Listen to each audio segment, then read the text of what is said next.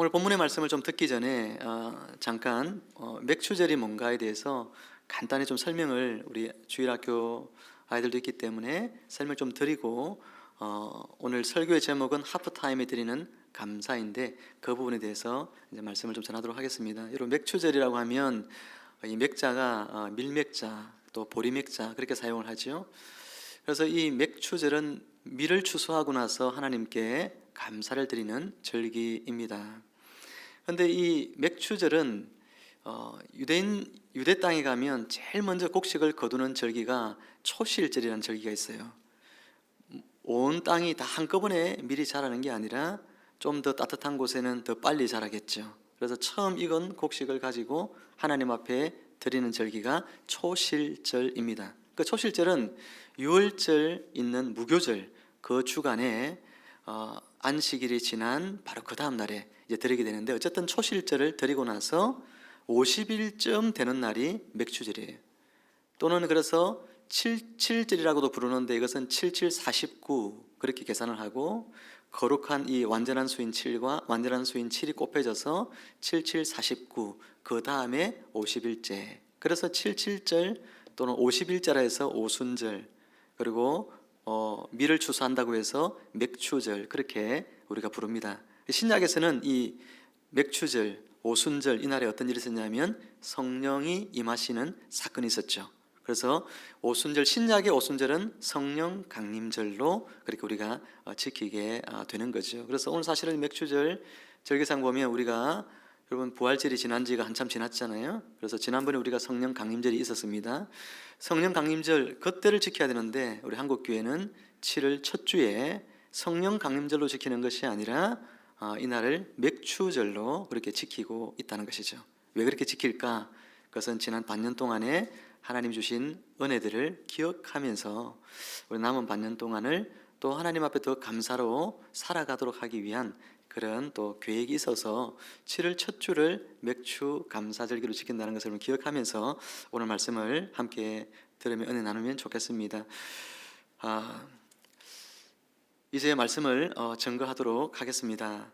천재과학자 아인슈타인은 훗날 학자로 유명해지기 전까지는 상당히 여러분 궁핍한 그런 삶을 살았다고 알려져 있습니다. 특히 젊은 시절에 너무나 가난해서 주로 식사를 빵 한 조각 그리고 물 한 잔으로 해결을 하는 날들이 많았습니다. 어느 날 아인슈타인이 식사를 하고 있는데 그의 친구들이 방문을 하고 아인슈타인이 식사를 하는 모습을 보면서 깜짝 놀랐습니다. 그러면 친구들이 하는 이야기가, 아니 정말 빵 한 조각과 물 한 잔으로 식사할 정도로 힘들었다면 우리에게 진작 이야기하지 그랬나 라고 걱정하며 친구에게 말하니, 아인슈타인은 정작 미소를 띠면서 이렇게 이야기했습니다.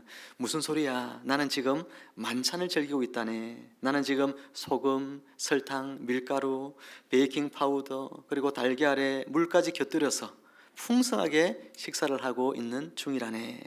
게다가 좋은 손님들까지 있으니 이만하면 훌륭한 만찬이 아닌가라고 하면서 이야기를 했다고 합니다. 너무나 자연스럽고 당당한 이 아인슈타인의 말에 친구들은 미소를 지을 수밖에 없었습니다.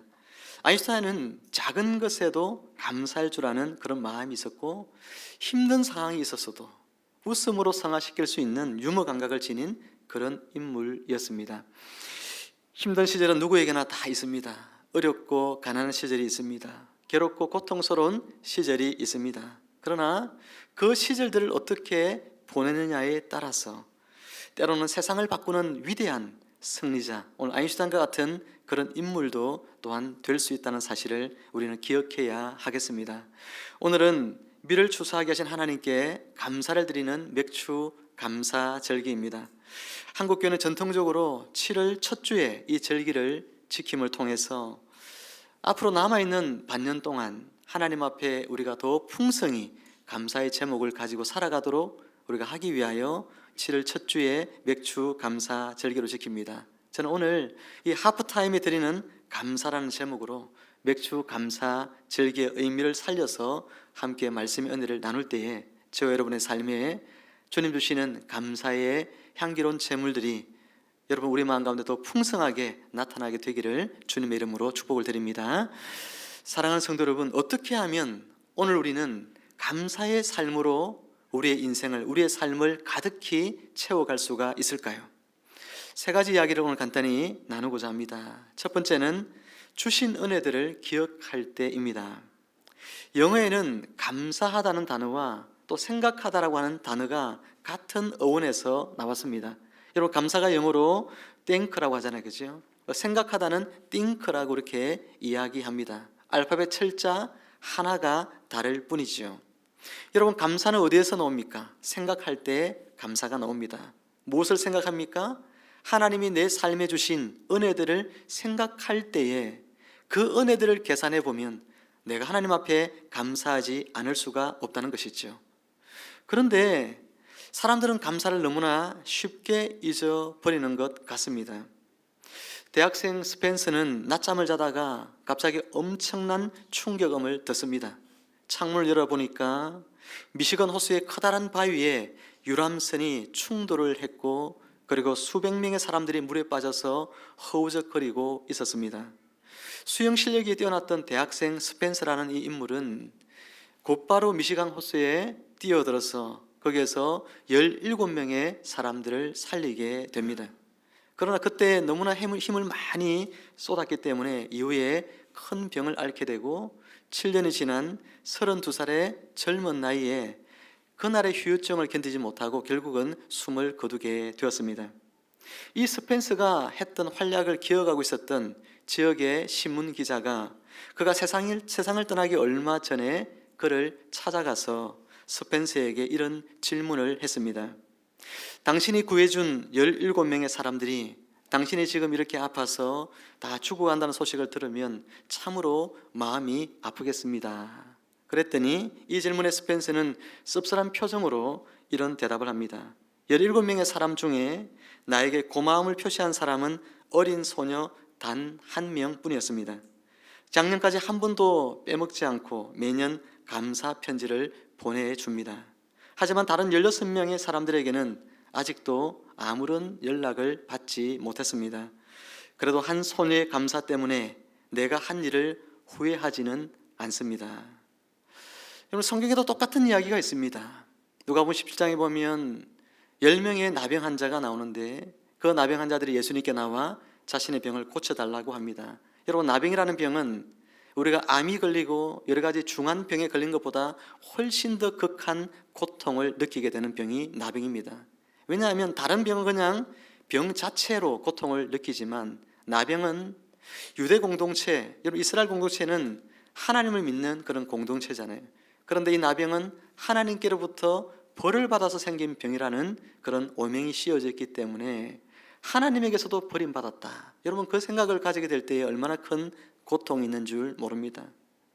그런 사람들 10명이 예수님께 나와서 자신들을 불쌍히 여겨달라고 이야기했을 때 예수님이 그들에게 제사장에게 가서 보이라 그렇게 이야기하죠.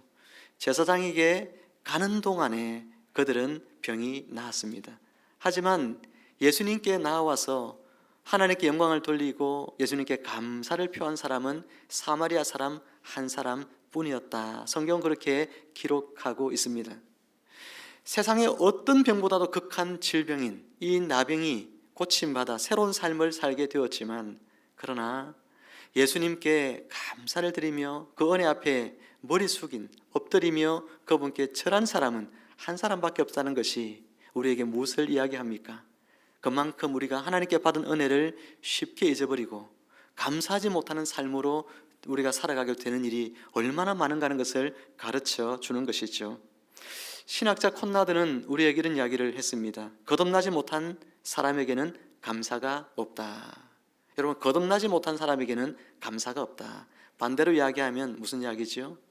거듭난 사람에게 있어서 그가 거듭남의 가장 강력한 삶의 증거는 무엇입니까? 그것은 바로 감사라는 것이죠. 오늘 저와 여러분들이 하나님의 은혜를 받아 거듭났다면, 새 사람 되었다면, 하나님의 자녀 되었다면 우리의 삶에 당연히 나타나야 되는 가장 중요한 특징이 뭐냐면 바로 감사라고 하는 것입니다.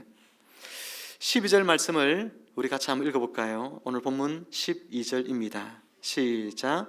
너는 애굽에서 종되었던 것을 기억하고 이 규례를 지켜 행할지니라. 아멘.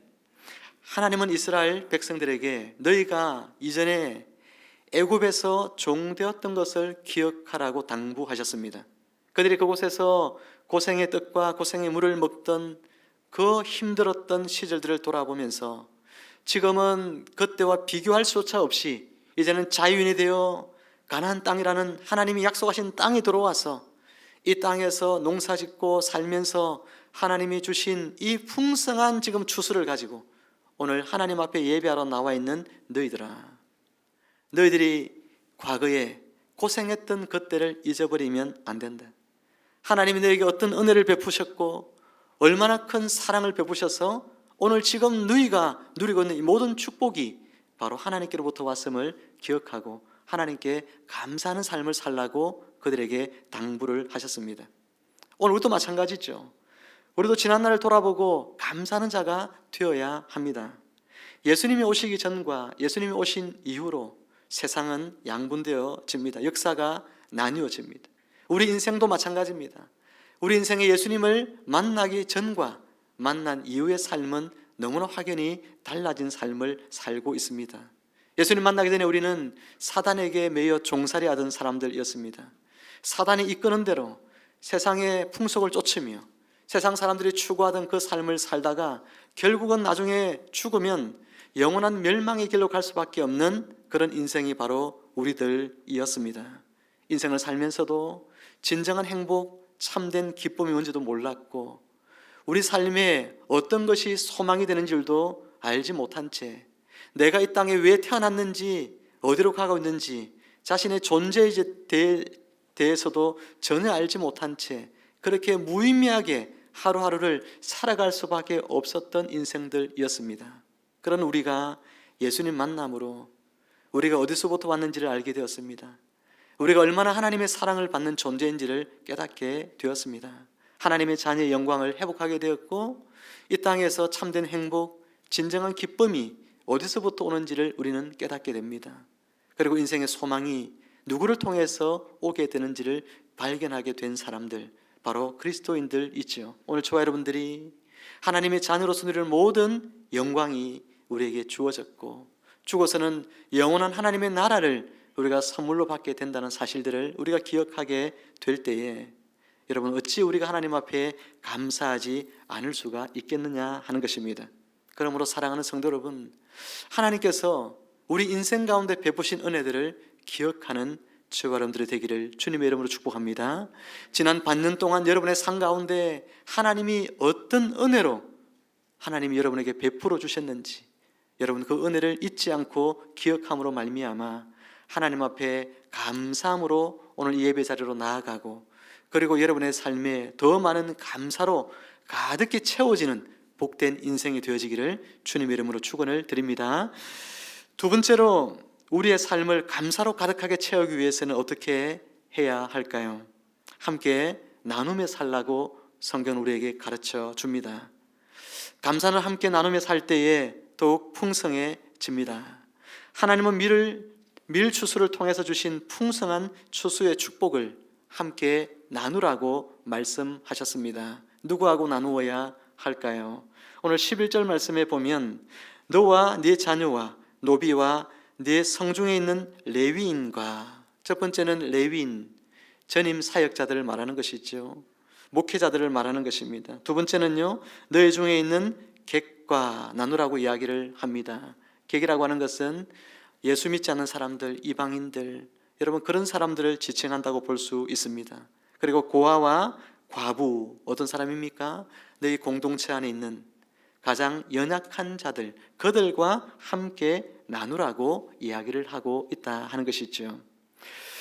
우리는 맥주 감사주일 날 하나님 앞에 감사의 예물을 드립니다. 이 감사의 예물을 통하여 어디에 써야 하느냐 하는 부분들을 오늘 본문이 우리에게 가르쳐 주고 있습니다.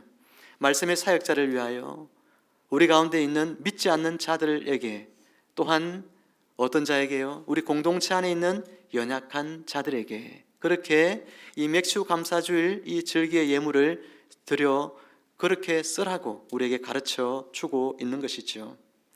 우리는 이 맥주 감사주일 절기 예물을 구제와 선교하는 일에 또 전도하는 일에 사용을 하기를 원합니다. 우리는 매년마다 그렇게 해왔습니다.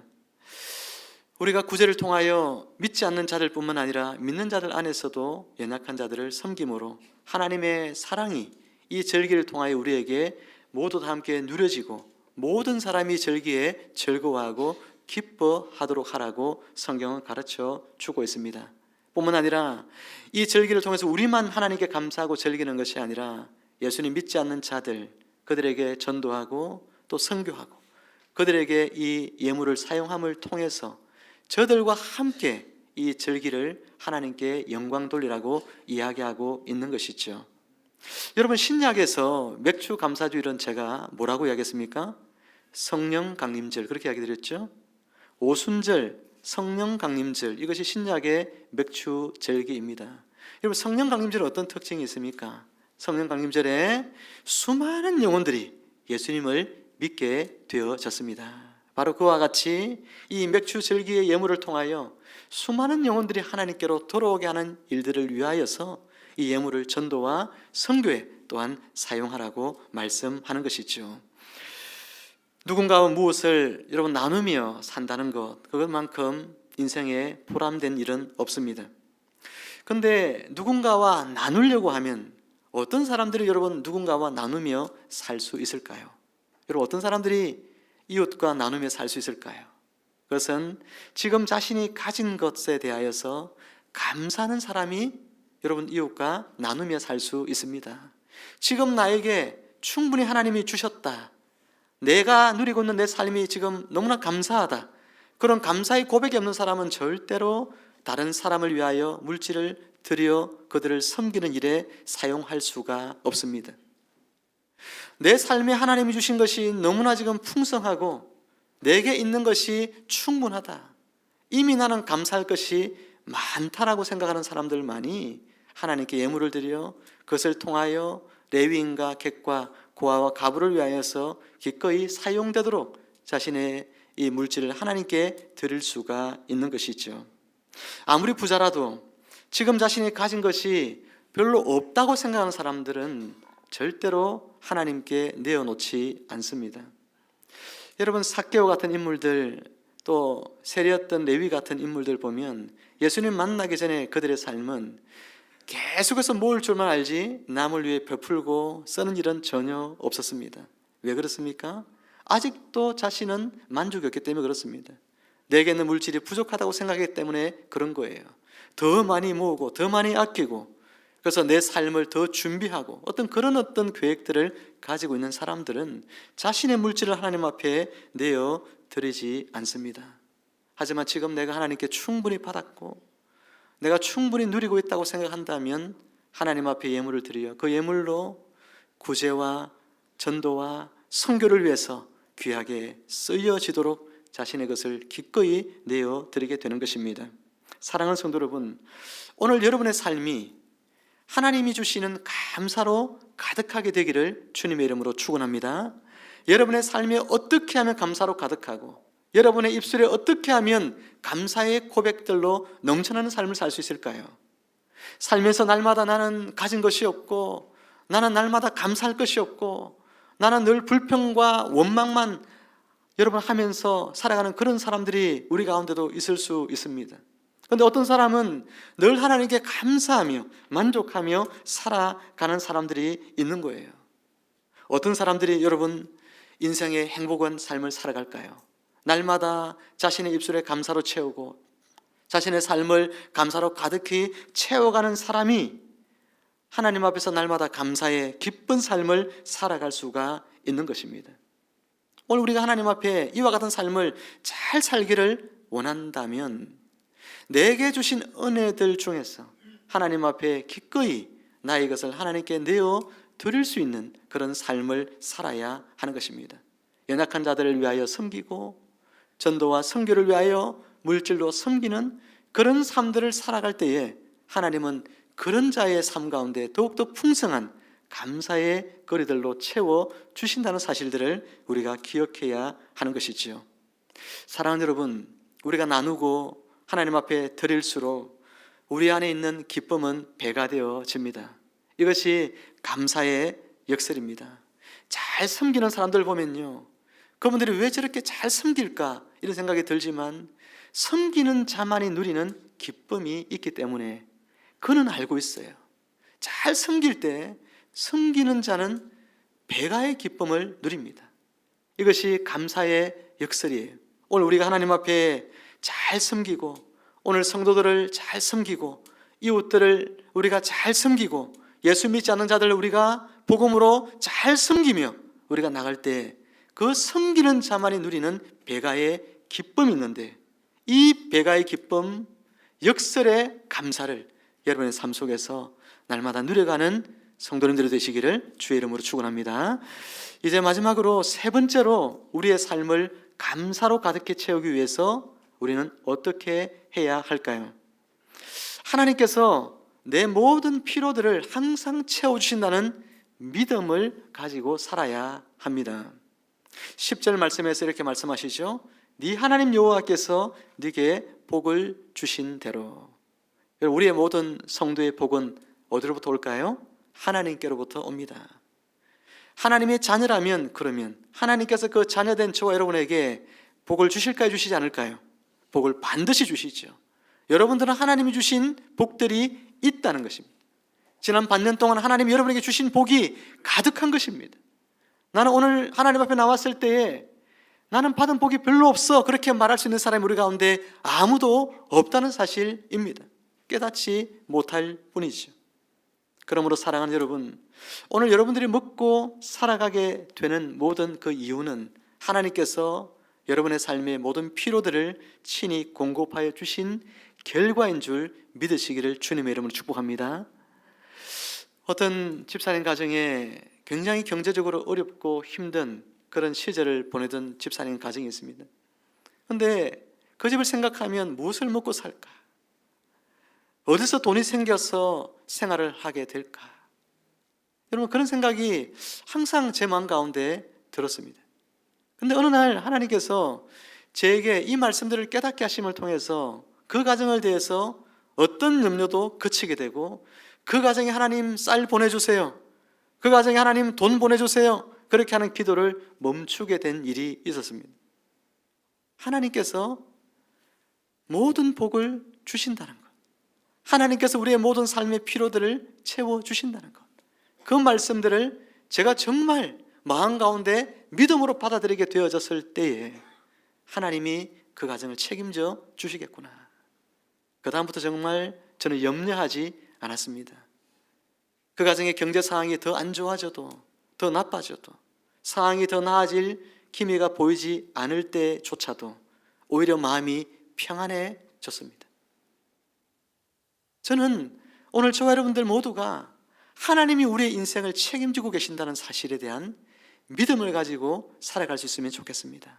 하나님이 우리의 모든 필요를 채워주시고, 하나님이 우리 자녀된 저와 여러분들이 하나님이 복 주시기를 그렇게 기뻐하신다는 사실들을 우리가 잊지 않고 늘 살아간다면 우리의 삶에 때로는 어려움이 오고 문제를 만나게 되어도 그 가운데서도 하나님 앞에 감사할 수 있고, 나에게 양식이 떨어지고 내 통장에 잔고가 떨어지는 날이 온다 할지라도 그 중에서도 하나님 앞에 감사할 줄 아는 그런 자가 되어지리라 믿습니다. 사랑하는 성도 여러분, 오늘 보면 10절은 우리가 하나님 앞에 나올 때에, 그래서 하나님이 나에게 복 주시는 분이십니다 라는 우리의 신앙의 고백적인 믿음의 행위를 하게 될 때에 어떻게 그 하나님 앞에 우리의 신앙 고백적인 행위를 해야 하는가에 대해서 세 가지를 이야기를 해주고 있습니다. 10절 말씀을 함께 읽어볼까요? 우리 시작. 네, 하나님 여호와께서 내게 복을 주신 대로 내 힘을 헤아려 자원하는 예물을 드리고. 아멘. 제가 다시 읽어드릴게요. 10절 말씀을 제가 읽어드립니다. 네 하나님 여호와 앞에서 77절을 지키되 네 하나님 여호와께서 네게 복을 주신 대로 내 힘을 헤아려 자원하는 예물을 드리고. 여기서 하나님께 감사 예물을 드리러 나올 때 그것을 드리는 세 가지 원칙을 이야기합니다. 우리가 감사 예물을 드리는 것은 우리의 신앙 고백적인 행위입니다. 하나님이 나의 삶의 주인이시고 내 삶에 복 주시는 분이심을 우리가 고백하는 믿음의 고백을 우리가 이 세 가지 원칙을 따라서 드려야 하는 것이죠. 첫 번째는 여호와께서 각자에게 복을 주신 대로 드리라, 그렇게 말씀하십니다. 복을 주신 대로, 각자에게 복을 주신 대로 드리라는 것은 무슨 이야기입니까? 하나님께서 우리 각자에게 이미 복을 주셨다는 선언이죠. 그러니 너희가 그 주신 복대로 하나님 앞에 감사의 고백을, 너희 신앙의 고백을 담아 드리라는 것입니다. 두 번째는요, 내 힘을 헤아려 드리라 하십니다. 내 힘을 헤아리다는 말은 넘치도록 풍성하게라는 뜻입니다. 넘치도록 풍성하게 드리라는 것이죠. 여러분, 한자에서 감사라는 이 단어, 그때의 감자가 어떤 감자입니까? 다할 함자와 마음 심자가 합쳐진 한자어입니다. 바꿔 말하면 네 마음을 다하여 감사하여 드리라는 것이 감사란 단어의 어원인 것이죠. 그러니 마음을 다하여 내 힘에 넘치도록 하나님께 드림을 통하여 내게 복 주시는 이가 하나님이십니다 라고 하는 고백을 하나님께 올려드리라 하는 것이지요. 세 번째는 자원하여 드리라고 하십니다. 사람을 신경 쓰거나 자기 체면을 생각하지 말고 스스로 하나님께 받은 감사를 생각해보고 즐겁게 드리라고 이야기하고 있다는 것이죠. 우리는 이 세 가지 원리를 따라서 하나님께 감사의 예물을 드립니다. 그럼으로써 하나님께서 우리 인생에 복 주시는 분이심을 신앙의 고백으로 나타내게 되는 것이죠. 하나님을 진실로 사랑하는 사람은 말로만 하나님을 사랑하는 사람이 아니라고 했습니다. 하나님을 진실로 사랑하는 사람들은 그 사랑을 표현하고 나타내는 사람입니다. 지난주에 옥합을 깨트린 죄 많은 여인처럼 참된 사랑은 표현되어져야 하고 나타나고 드러나야 하는 것입니다. 사랑하는 사람들 사이에도 말로만 사랑한다는 것은 소용이 없는 것이죠. 사랑은 반드시 드러나고 어떤 행위로든지 밖으로 표현되어져야 하는 것이죠.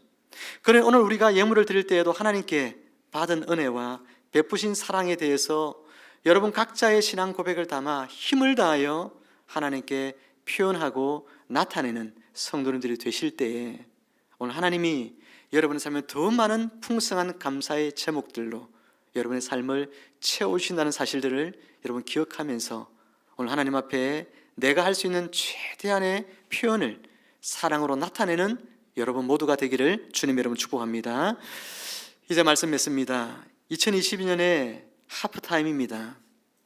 축구 경기의 전반전이 끝나고 이제 중간에 잠시 쉬는 시간이 있는 것처럼 금년 한 해에 우리 전반기가 끝나고 이제 오늘 이 하프타임을 맞이했습니다. 하프타임에 어떤 일을 해야 합니까? 우리 신앙을 잘 정돈하고 정비하는 시간이 바로 하프타임입니다. 그래서 하반기에 우리가 더 하나님 앞에 믿음 생활을 잘하고 더 많은 감사의 삶들을 살아가도록 하기 위한 시간이 바로 오늘 이 예배의 현장인 것이죠. 오늘 어떻게 하면 우리가 우리의 신앙을 잘 정비해서 더 많은 감사의 삶을 사는 성도가 되어질 수 있을까요? 주신 은혜를 잊지 않고 늘 기억하며 살 때입니다. 또한 현재에 누리고 있는 것을 나누며 살아갈 때입니다.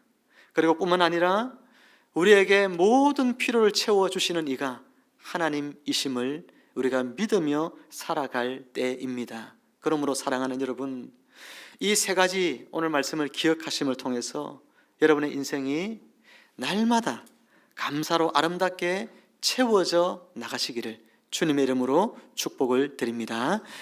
기도하겠습니다. 하나님 아버지, 은혜를 감사합니다. 우리에게 지난 반년 동안 주신 은혜가 참으로 놀랍고 큽니다. 하나님, 그 은혜들을 잊지 않는 저희들 되게 하여 주시옵고 오늘 우리에게 주신 은혜들을 또한 우리의 이웃들과 또 믿지 않는 자들과 또 우리 성도들 가운데 가난한 자들과 하나님의 말씀을 가르치는 자들과 이것들을 잘 나누고 사용할 수 있는 저희들 되게 하여 주시옵소서. 또한 우리 인생에 복 주시는 이가 하나님이심을 잊지 않고 늘 하나님의 그 은혜들을 고백하면서 감사하면서 우리가 사랑을 구체적으로 하나님께 나타내고 표현하는 저희들 다 되어져서 하반기의 삶들은 더욱더 많은 감사의 삶들을 살게 하시고 우리 안에 입술에 더욱더 감사의 고백이 넘쳐날 수 있도록 하나님이 복을 더하여 주옵소서. 감사드리오며 예수님의 이름으로 기도하옵나이다. 아멘.